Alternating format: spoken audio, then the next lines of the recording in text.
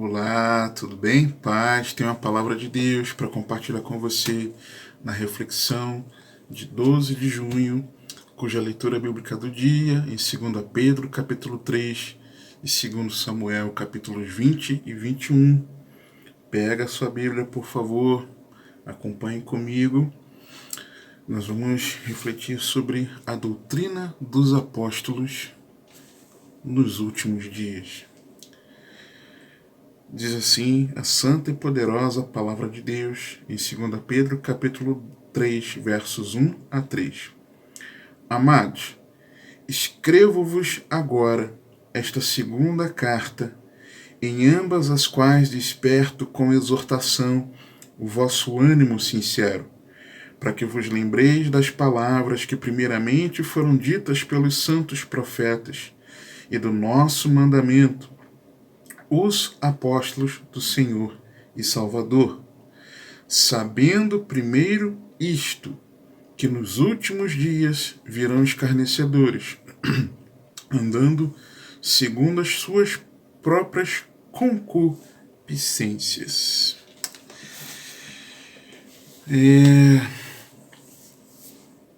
Eu confesso que eu estou procurando fazer um esforço de não trazer meditações e nem pregações sobre os últimos dias. E ao ter em mente o capítulo 3 de 2 Pedro, sabendo que ele estava chegando, eu fui me atentando para ir por outro caminho. E ao meditar, isso já me trazia atenção dos versos 1 e 2.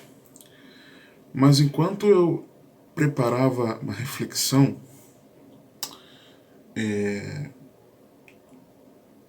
o Senhor me atentou para o verso 3 e do verso 3 todo o contexto do capítulo. E por isso a doutrina dos apóstolos nos últimos dias. Por quê? Vamos lá.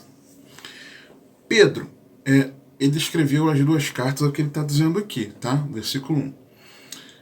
Então ele escreveu as duas cartas para ajudar os irmãos a manterem a mente em estado de atenção, uma mente esclarecida, sincera, pura, pensando em clareza, de forma sadia.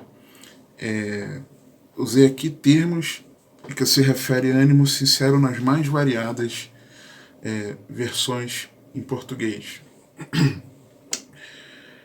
E lembrando que a primeira carta ele traz o contexto do sofrimento cristão enquanto a grande alegria de aguardar o fim da fé, a salvação, tá? E na segunda carta alertando sobre o perigo das heresias, dos falsos ensinamentos por dentro. Na primeira, as aflições externas. Aqui na segunda, as aflições internas do aprisco. Então, mas ele escreveu tanto uma quanto a outra para que os irmãos estivessem atentos, focados. Aí ele diz o porquê, no versículo 2. Para que eles lembrassem que os ensinos... Presta atenção nisso. Para que eles lembrassem que os ensinos apostólicos são a própria doutrina de Cristo, pois são ordens daqueles que foram enviados com uma missão por Jesus, apóstolos.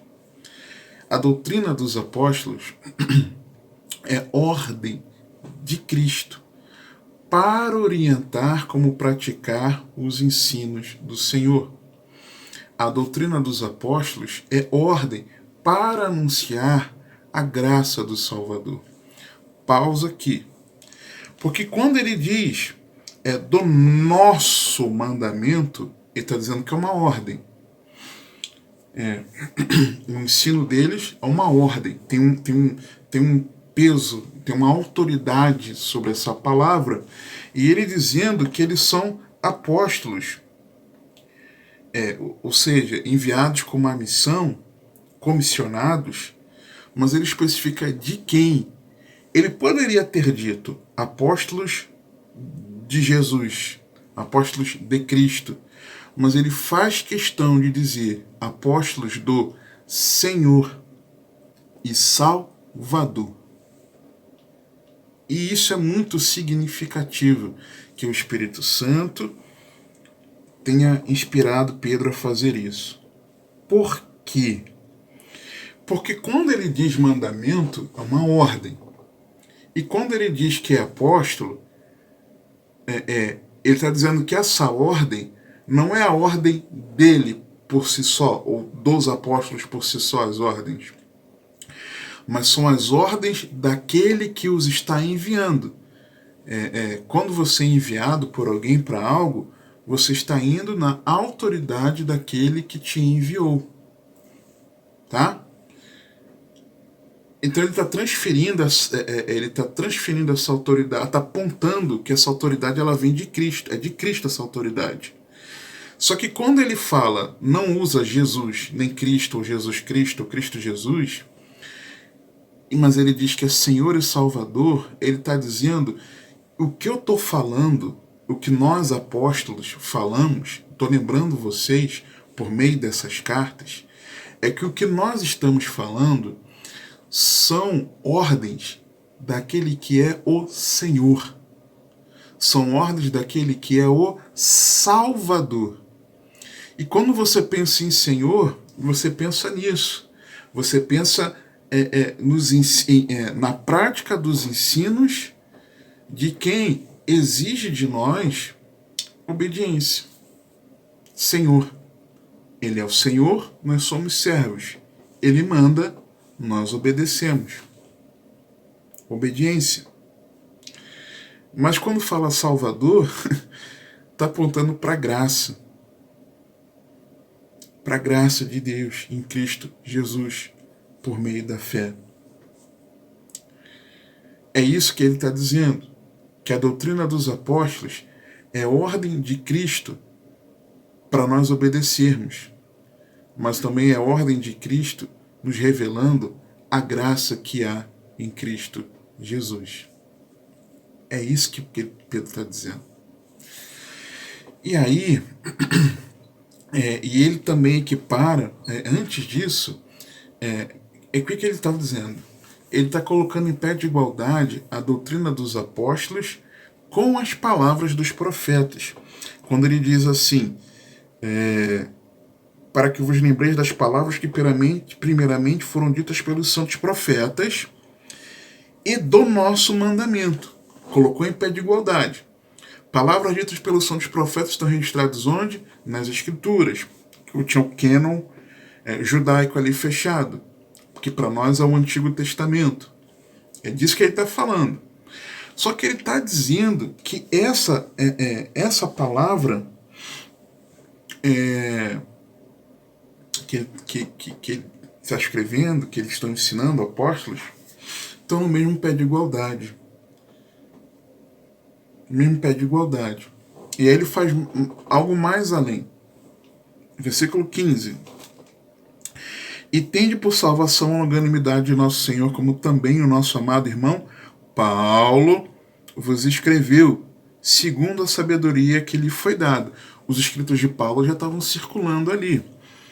E esse contexto aqui de 2 Pedro já no fim da carreira, né? Fim da sua vida. Como ele mesmo revela no capítulo 1, que Jesus já havia dito que ele ia partir em breve. E conta a tradição que ele partiu quando fora preso em Roma, tá? E aí, olha o que o texto diz aqui, continua dizendo, versículo 16, falando disto, como em todas as suas epístolas, entre as quais há pontos difíceis de entender, que os indoutos e inconstantes torcem e igualmente as outras escrituras para a sua própria perdição. Ele não está falando que o que eu estou escrevendo e os apóstolos aí, ele inclui Paulo no rol apostólico e inclui Paulo, os escritos de Paulo, no pé de igualdade com as escrituras. Paulo também Pedro aqui também está equiparando os escritos de Paulo, que já circulavam, né, há anos, às escrituras do Antigo Testamento. Dessa forma, o que Pedro está fazendo? Pedro está mostrando que a doutrina dos apóstolos é palavra de Deus. É palavra de Deus. Não digo a palavra de Deus, porque tem os escritos do Antigo Testamento, tá? Mas e os evangelhos não necessariamente escritos por apóstolos, tá?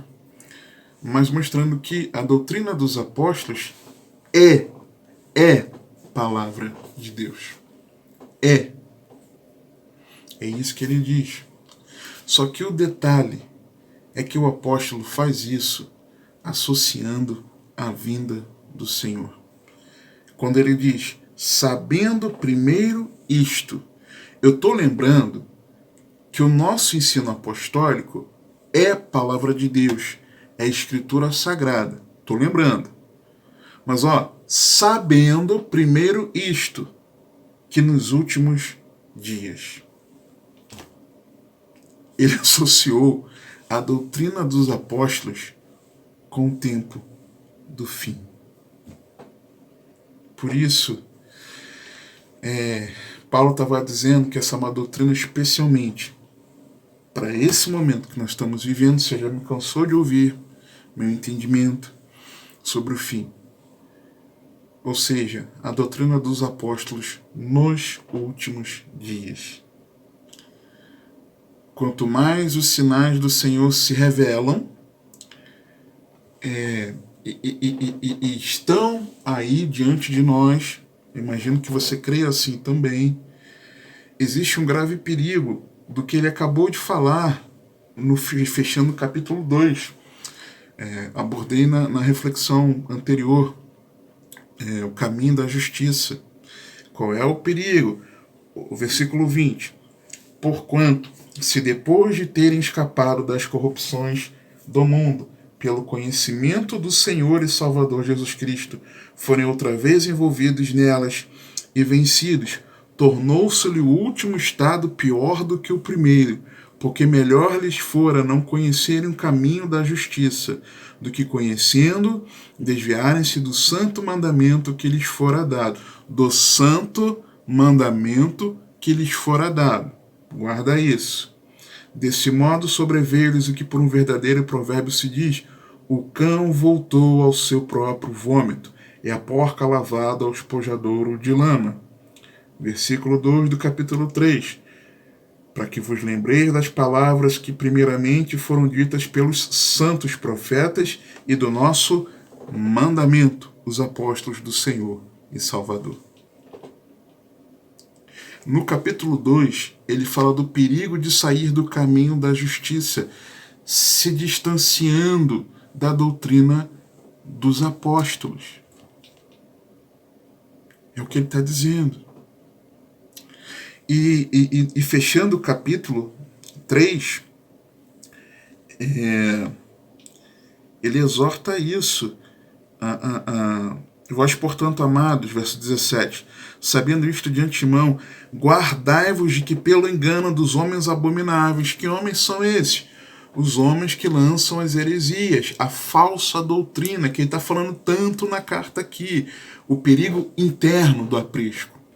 O ataque interno ao aprisco, não o externo da perseguição, mas o interno das heresias, do falso ensino, da doutrina diabólica. Guardai-vos de que pelo engano dos homens abomináveis sejais justamente arrebatados e descaiais da vossa firmeza. Ele acaba falando isso, depois fala o verso 18, comentar sobre ele mais à frente, mas ele fala isso e fala o que ele diz do capítulo 2, e no intervalo dele fala daquele que sai do caminho da justiça depois que recebeu o santo mandamento e continua falando e fala da palavra como doutrina, a doutrina apostólica como escritura sagrada, e finalizando dizendo da importância de crescer na graça e no conhecimento e de ter o cuidado para se manter firme, não cair da firmeza, enganado por homens abomináveis, recheando isso no meio, ele fala da vinda do Senhor. O que Pedro está dizendo? Que nesse tempo, da reta final, é mais tempo do que nunca de você e eu perseverarmos na doutrina dos apóstolos, porque senão nós vamos apostatar da fé. Você está entendendo? É isso que Pedro está nos dizendo aqui. É isso que Pedro está nos dizendo aqui. E por que a doutrina apostólica? Porque nós precisamos interpretar os ensinos do Antigo Testamento segundo a graça revelada no Novo Testamento. Porque muitos ensinos não são cristãos, mesmo que até sejam bíblicos. Porque quem despreza o livro de Atos e as epístolas não é um verdadeiro cristão. Se ele está dizendo que a doutrina apostólica é mandamento de quem foi enviado pelo Senhor e Salvador, quem despreza a doutrina apostólica está desprezando a ordem de Cristo, o ensino de Cristo. Então quem despreza o livro de Atos e as epístolas não é um verdadeiro cristão, olhando apenas para os 4 evangelhos. Teve uma vez, eu estava voltando, não posso me demorar, né, por causa do tempo aqui do vídeo. Mas eu me lembro uma vez, já no tempo de pandemia, eu fui dar suporte a uma família em que uma irmã da nossa igreja ela tinha partido, e a filha menor de idade estava lá, e tinha também uma irmã que era amiga, conhecia a família de muitos anos, uma irmã também congregava conosco, família dessa outra irmã, e o nosso pastor estava viajando, fazendo missão, pelo projeto que Deus o comissionou, e o qual ele está totalmente entregue agora. Os pastores auxiliares trabalhando, uma região dos lagos, o outro rodando por Niterói. Eu era um dos mais próximos aqui, né? Tinha também o outro pastor, mas tanto o outro como eu não éramos os auxiliares, tá? Diretos. E aí eu fui dar esse suporte. À irmã. Peguei aqui um carro de aplicativo, daqui de casa até o hospital, no centro da cidade. E aí o motorista veio falando, esses pregadores, se identificou como irmão, eu também, né? Ali, aquela identificação. Esses pregadores agora, que só querem pregar Paulo, só falam de Paulo, não fala mais dos evangelhos, falam muito e não ficam falando com foco nos evangelhos. Eu fiquei constrangido, eu até achei assim, poxa, será que esse rapaz, ele assiste as minhas pregações e os ensinos que eu compartilho na escola bíblica, e ele não está falando nada que assim, mas está assistindo? Porque, Senhor, eu tô idolatrando Paulo, não é possível, né? Naquele momento cheguei até a pensar isso. Assim, será que eu tô, Senhor? O Senhor me avisando, me despertando a atenção? Mas se Paulo é aquele que tem a maior quantidade de escritos no Novo Testamento, e o Espírito Santo quis assim, se tem os outros escritos dos apóstolos, como aqui Pedro, como nós vamos desprezar as epístolas e o livro de Atos e ficar olhando só para os 4 evangelhos? Está errado. Da mesma maneira que aquele que olhar apenas para o Antigo Testamento, desprezando o Novo Testamento, também não é um verdadeiro cristão. A realidade é essa. Tá? Você me vê aqui compartilhar bastante reflexões. No Antigo Testamento, a penúltima, se eu não me engano, ou antepenúltima foi com base na Revolução de Absalão, não é? A revolta de Absalão, falando sobre simplicidade. Cuidado com a simplicidade dos 200 homens de Jerusalém que ele convenceu, não ficaram sabendo de nada, se meteram lá na rebeldia dele. Mas eu procuro sempre apontar para o Novo Testamento. Eu posso pregar, ensinar, compartilhar reflexão com base no Antigo, mas sempre apontando para o Novo, sempre apontando para o Novo. Seria errado ficar só pregando o Antigo Testamento, como muitos fazem, muitas igrejas, especialmente para promover um benefício terreno para as pessoas. Né? Então tá errado. Não é ser cristão isso. E por que também? Porque Jesus é o tema central e unificador de toda a Bíblia. Eu vou continuar falando a mesma coisa, eu não me canso. Quando nós fazemos isso nos ajuda a interpretar a palavra de Deus, que narra a história da redenção, cujo Redentor é Cristo. Desde Gênesis, Jesus já está lá prometido. Eu já falei várias vezes isso. Né? Só que nós precisamos fazer isso e não reduzir Cristo aos evangelhos. Você está entendendo? No Antigo Testamento nós tivemos a preparação. Nos evangelhos, a manifestação de Cristo. Ok. Em Atos, por meio da igreja, a pregação. Das epístolas, com os ensinamentos, a explanação, a explicação. Em Apocalipse, a consumação. Então nós não podemos desconectar Atos, as epístolas e Apocalipse de toda a Bíblia, pois ela está em harmonia perfeita. Tudo gira em torno de Cristo como Redentor e da promessa da redenção, dos novos céus e nova terra. O versículo 13 diz isso aqui, inclusive. Essa é a promessa de toda a Bíblia. Novos céus e nova terra. É a eternidade com Deus, Deus habitando conosco. Essa é a promessa. E essa redenção, esse estado de redenção eterna, só acontece por meio do Redentor, que é Cristo, prometido em todo o Antigo Testamento, manifestado nos Evangelhos, pregado em Atos, explanado nas epístolas e a redenção consumada em Apocalipse. Você entende isso? Que não dá para desprezar toda a Bíblia? E não dá para reduzir só aos evangelhos. Vou ler só os evangelhos. Com todo carinho, com todo respeito. Tá errado. Dá para ler a Bíblia além de só os evangelhos? Dá. Você sabe que dá. Leia as epístolas. Leia Atos. Leia Apocalipse. No mínimo do mínimo. Tá? No mínimo. Mas também dá para você ler o Antigo Testamento. Dá. Eu falo com carinho, sabe? Não é com soberba, não é nada disso. Eu falo com carinho. Dá para fazer. 15 a 20 minutos por dia. Será que você não tem 15 a 20 minutos por dia para a palavra de Deus? Será que eu não tenho? Por muitos anos eu não tive. Mas nós temos. Tá? 10 razões para essa doutrina apostólica.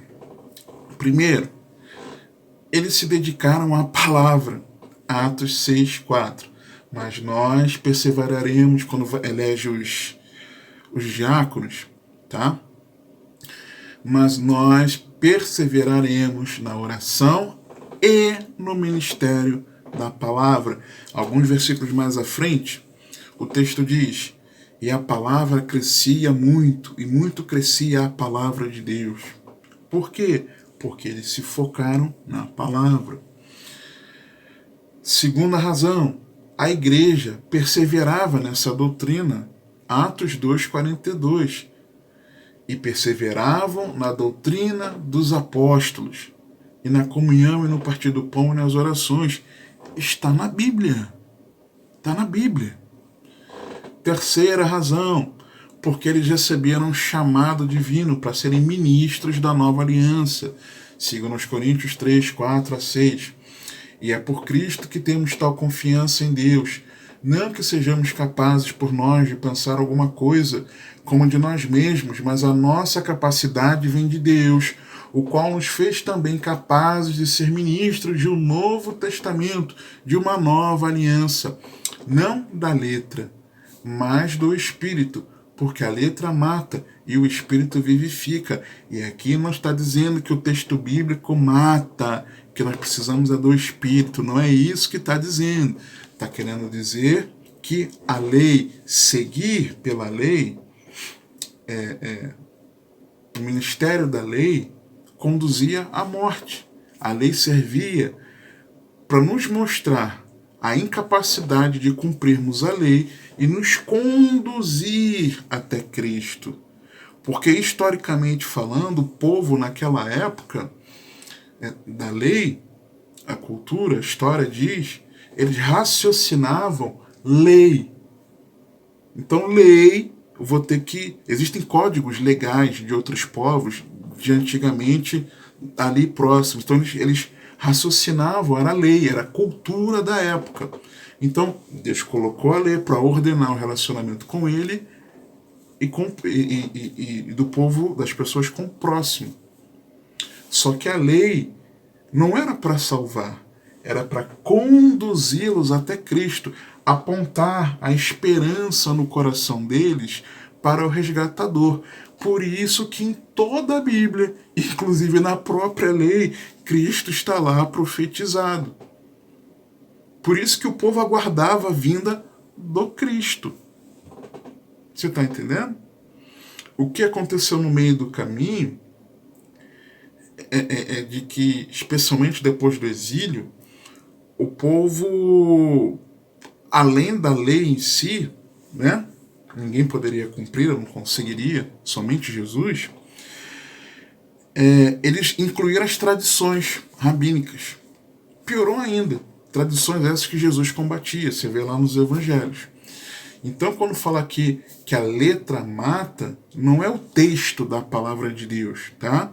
Mas está falando da lei dada por meio de Moisés.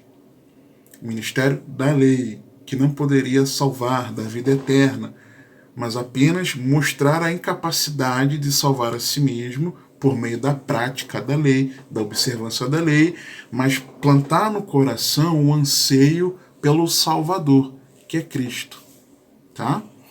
E o ministério do Espírito, ele traz vida. É isso que, por meio do ministério do Espírito, a graça de Deus foi manifestada, antes estava só profetizada, ela foi manifestada, e manifestada trazendo vida eterna, por meio da fé em Cristo. E quem morreu antes da vinda de Cristo? Se morreu na esperança, na fé da vinda do Cristo, então, por meio da fé, eles foram salvos, ok? Então, os apóstolos receberam um chamado divino para essa nova aliança, serem ministros dessa nova aliança, na revelação da graça. Quarta razão, porque eles foram instruídos pelo próprio Senhor Jesus Cristo, Atos 1, dos versos 1 a 4. Fiz o primeiro tratado, ó Teófilo, acerca de tudo que Jesus começou, não só a fazer, mas a ensinar, até o dia em que foi recebido em cima, depois de ter dado mandamentos pelo Espírito Santo aos apóstolos que escolhera, aos quais também, depois de ter padecido, se apresentou vivo, com muitas infalíveis provas, sendo visto por eles por espaço de 40 dias, e falando das coisas concernentes ao reino de Deus, estando com eles, determinou-lhes que não se ausentassem de Jerusalém, mas que esperassem a promessa do Pai, que disse ele, de mim ouvistes.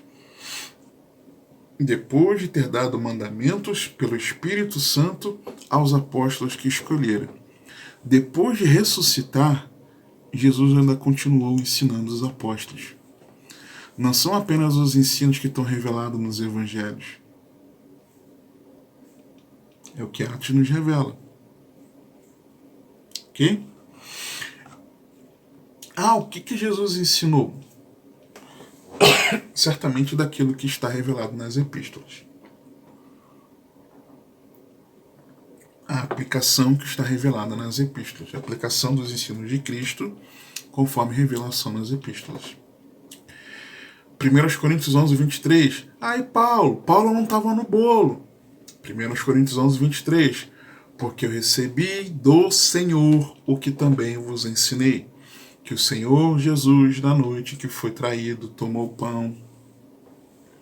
Gálatas 1, 11 e 12.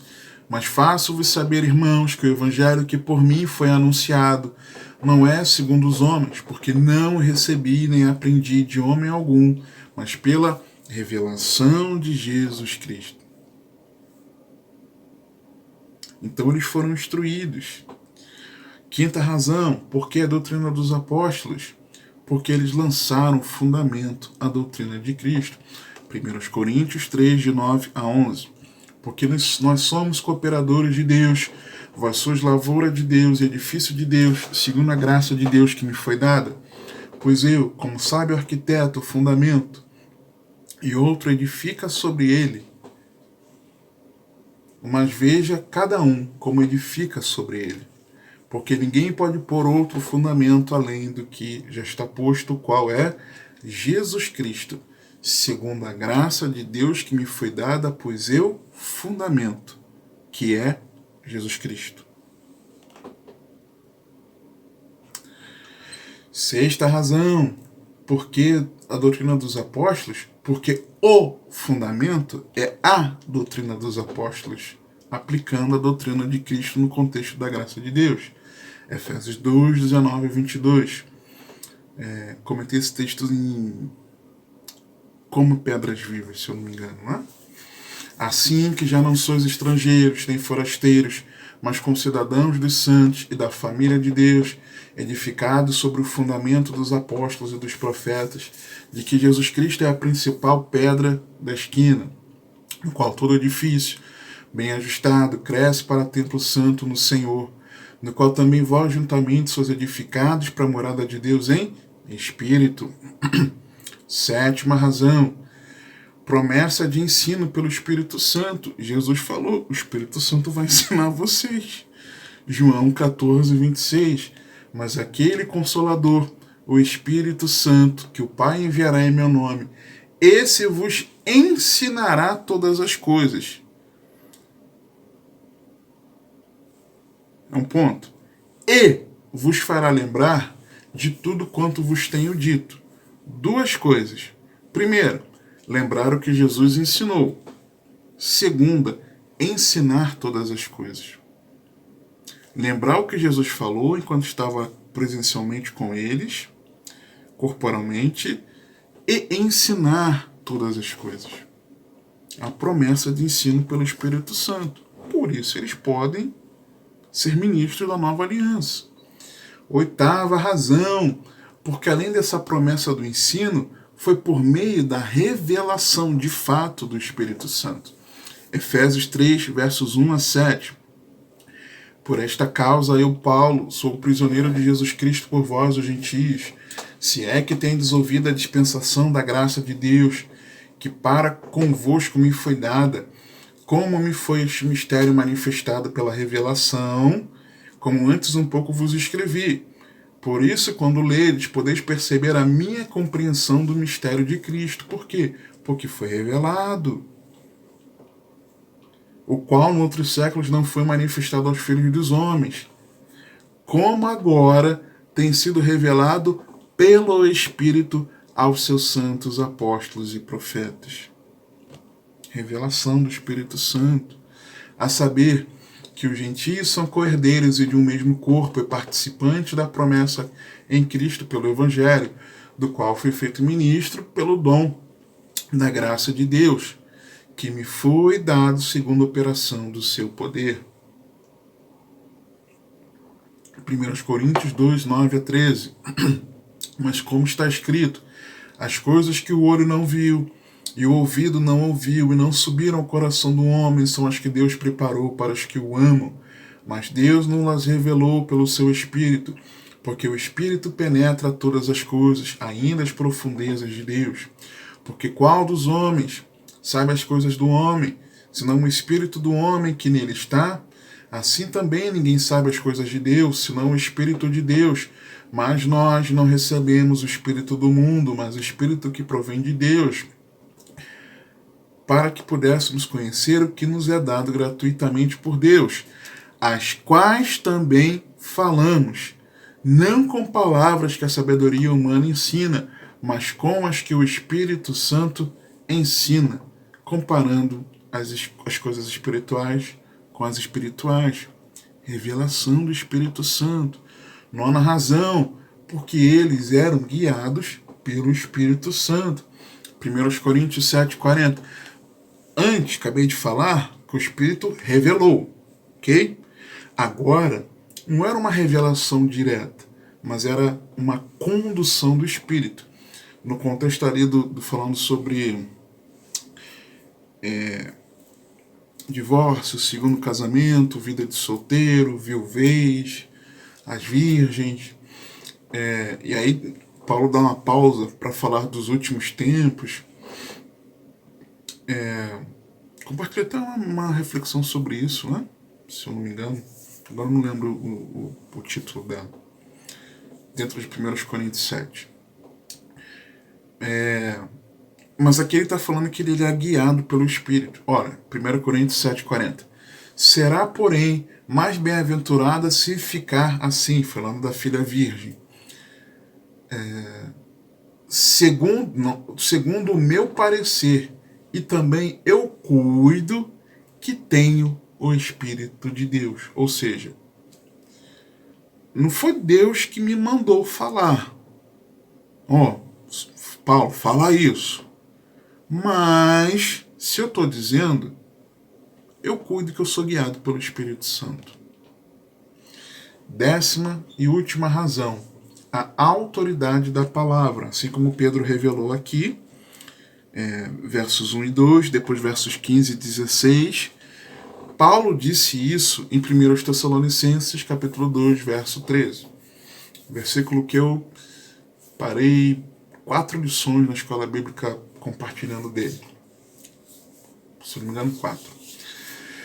Por isso também damos sem cessar graças a Deus, pois havendo recebido de nós a palavra da pregação de Deus, a recebestes não como palavra de homens, mas, segundo é na verdade, como palavra de Deus, a qual também opera em vós os que crestes. Espero que tenha te ajudado a entender o porquê da doutrina dos apóstolos. Agora, como? Como nós recebermos essa doutrina apostólica nos últimos dias? Versos 3 e 4 de 2 Pedro, capítulo 3. Sabendo primeiro isto, que nos últimos dias virão escarnecedores, andando segundo as suas próprias concupiscências e dizendo: onde está a promessa da sua vinda? Porque desde que os pais dormiram, todas as coisas permanecem como desde o princípio da criação. Primeiro lugar é sabendo do escárnio nos últimos dias. É guardar essa palavra, essa doutrina, em meio a essa geração má e adulta, sendo discípulo de Cristo aqui e agora, nesse tempo tão difícil que nós vivemos. Segundo, crendo que a palavra de Deus é verdade. Versos 5 e 6. Eles voluntariamente ignoram isto, que pela palavra de Deus já desde a antiguidade existiram os céus e a terra, que foi tirada da água, e no meio da água subsiste, pelas quais coisas pereceu o mundo de então, coberto com as águas do dilúvio. Está lembrando aqui do fato histórico registrado na Bíblia, lá em Gênesis, o dilúvio. A palavra de Deus é verdade. É a verdade. Terceiro, não mantendo foco nessa vida, verso 7. Mas os céus e a terra que agora existem, pela mesma palavra se reservam como tesouros se guardam para o fogo até o dia do juízo e da perdição dos homens ímpios. Tira o foco da terra, dessa vida, porque essa vida vai passar. Quarto lugar, tendo paciência, versos 8 e 9 na parte A.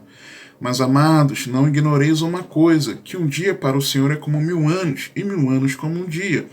O Senhor não retarda sua promessa, ainda que alguns a tenham por tardia. Tenha paciência. Jesus breve vem. Tá? E eu continuando o versículo, ele explica o porquê que Jesus ainda não veio. Que em quinto lugar, arrependendo-se dos seus pecados. Parte B. Mas é longânimo para conosco, não querendo que alguns se percam, senão que todos venham a arrepender-se. Deus espera de nós arrependimento de pecados. Sexto lugar, atentando-se para a volta de Cristo. Verso 10. Mas o dia do Senhor virá como ladrão de noite, no qual os céus passarão com grande estrondo, e os elementos ardendo se desfarão, e a terra e as obras que nela há se queimarão. 1 Tessalonicenses 5, dos versos 1 a 11, fala a mesma coisa. Mas o dia do Senhor virá como ladrão de noite, mas o texto revela lá que os que já estão na luz não serão surpreendidos, porque aguardam a vinda do Senhor. Então você precisa se atentar para os sinais da volta. Para quê? Para que você esteja mais vigilante e você não apostate da fé, saindo da doutrina dos apóstolos. Atente-se para a volta de Cristo. Sétimo lugar, como assimilar essa doutrina apostólica nos últimos dias? Versículo 11. Examinando-se na sua conduta santa e numa vida piedosa. Havendo, pois, de perecer todas estas coisas, aí ele vai fazer uma pergunta, tá? Que pessoas vos convém ser em santo trato e piedade? Que ele vai continuar a pergunta no verso 12. Que pessoas vos convém ser? Como é que você tem que agir? Quando fala aqui santo trato, está falando da conduta, do proceder. Então, é um proceder, uma conduta diante das pessoas, santo. E da piedade, uma vida piedosa. Ele está falando da prática da justiça e do relacionamento com Deus. Santidade e justiça. Você precisa se examinar. Como é que tem sido o meu relacionamento com as pessoas?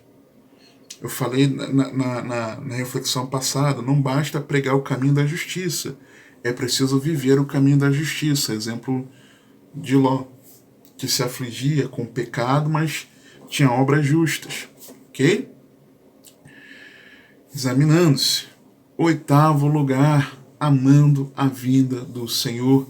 Verso 12 na parte A. Quando o texto diz, aguardando. Você e eu precisamos aguardar a vinda do Senhor. E o texto continua, a parte B, e apressando a vinda do dia de Deus, em que os céus em fogo se desfarão e os elementos ardendo se fundirão, ou seja, em nono lugar, pregando o Evangelho. Por quê? Apressando a vinda pregando o Evangelho. Mateus 24:14. E este Evangelho do Reino será pregado em todo o mundo, em testemunha a todas as nações, e então virá o fim. Como nós apressamos a vinda do Senhor? Proclamando, pregando o Evangelho. Amém? 10º lugar, crendo em Deus. Verso 13. Mas nós, segundo a sua promessa, aguardamos novos céus e nova terra, em que habita a justiça. Crendo em Deus em 10º lugar. Amém? 11º lugar, versículo 14.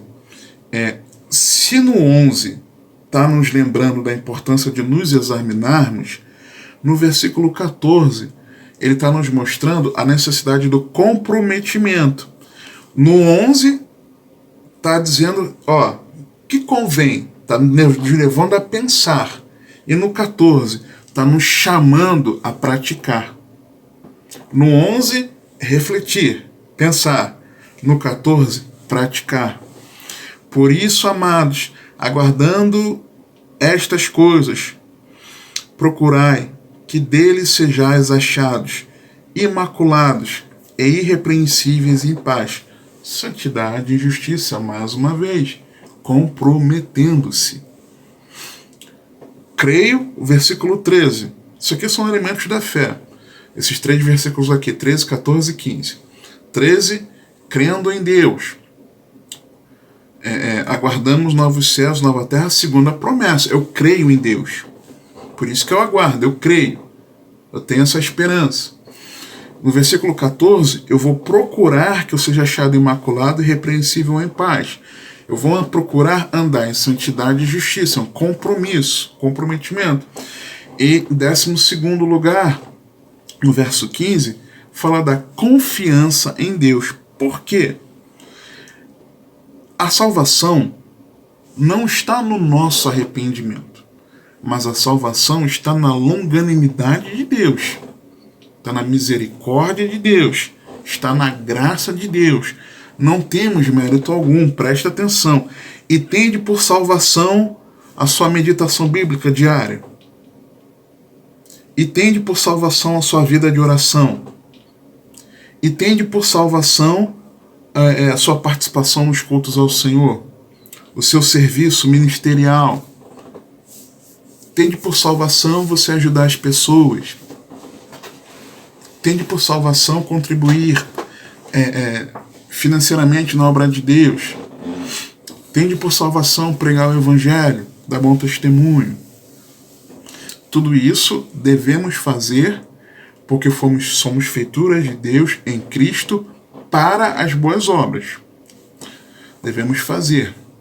As obras autenticam a nossa fé, mas a nossa salvação está na longanimidade de nosso Senhor. Como também o nosso amado irmão Paulo vos escreveu, segundo a sabedoria que lhe foi dada. E sobre o que Paulo escreveu? Muito. Sobre a graça de Deus. A salvação não está em nós. Você não pode salvar a si mesmo. Eu não posso salvar a mim mesmo. Mas somos salvos pela graça de Deus, por meio da fé em Cristo Jesus. Nele, em Jesus, nós somos justificados pela fé. Jesus satisfez plenamente a justiça do Pai, morrendo em nosso lugar, o justo pelos injustos, num sacrifício vicário, para que, nos substituindo, para que por meio da fé nele, nós tenhamos vida eterna, tenhamos acesso ao Pai. E a salvação está na longanimidade do Senhor, porque Ele espera de nós o nosso arrependimento. 13º lugar, versículo 16, nós vemos que como assimilar essa graça, essa doutrina apostólica, a doutrina dos apóstolos nos últimos dias. 13º lugar, mantendo-se fiel à palavra. Falando disto, como em todas as suas epístolas, entre as quais há pontos difíceis de entender, que os indoutos, ou seja, aqueles que não têm conhecimento, e inconstante, coração dobre, torcem, e igualmente as outras escrituras para a sua própria perdição. Não se mantêm fiéis à palavra. Então, como? Mantendo-se fiel à palavra, mantendo-se fiel à doutrina dos apóstolos, à doutrina de Cristo, mantendo-se fiel à palavra de Deus. Não inventa moda, não queira criar, causar, mantenha-se fiel de uma forma ortodoxa, ali, reta, na palavra. Mantenha-se fiel na simplicidade do Evangelho. Amém? 14º lugar, versículo seguinte, 17, perseverando na caminhada. Vós, portanto, amados, sabendo isto de antemão, guardai-vos de que pelo engano dos homens abomináveis sejais juntamente arrebatados e descaiais da vossa firmeza. Guardai-vos do engano dos abomináveis para não ser arrebatado e descair da firmeza. Ou seja, persevera na caminhada em vigilância. Guardai-vos. Perseverança em vigilância. É assim. E 15º lugar e último, que aliás é o último versículo, crescendo espiritualmente. Antes, crescei na graça. E já falamos muito sobre graça. Veja lá, a maravilhosa graça de Deus e retendo a graça de Deus. A graça é muito mais, vai além de ser um favor imerecido, um presente. Ela é isso, mas vai além, porque ela nos capacita a um viver para a glória de Deus e dentre tantas outras coisas. Antes crescei na graça e conhecimento de nosso Senhor e Salvador Jesus Cristo. E aí, cabe aqui um 16º ponto, aqui na hora o Senhor me falando, entregar a Deus toda a glória. A Ele seja a glória, assim agora, como no dia da eternidade. Amém. É assim que nós vamos conseguir guardar, acolher e viver a doutrina dos apóstolos para nesse tempo dos últimos dias nós não apostatarmos da fé. Sabendo do escárnio dos últimos dias, crendo que a palavra de Deus é a verdade, não mantendo o foco nessa vida, tendo paciência, arrependendo-se dos pecados, atentando-se para a volta de Cristo, examinando se estamos tendo uma conduta santa e uma vida piedosa, amando a vida do Senhor, pregando o Evangelho, apressando a vida pregando o Evangelho, crendo em Deus, comprometendo-se com Ele em santidade e em justiça, confiando em Deus na longanimidade da salvação, a salvação na longanimidade do Senhor, mantendo-se fiel à palavra, reta, ortodoxia, fidelidade à palavra, perseverando em vigilância na caminhada e crescendo espiritualmente e entregando a Deus toda a glória. Que o Senhor te abençoe e te guarde, que Ele te conduza e governe a sua vida, porque você tem acesso.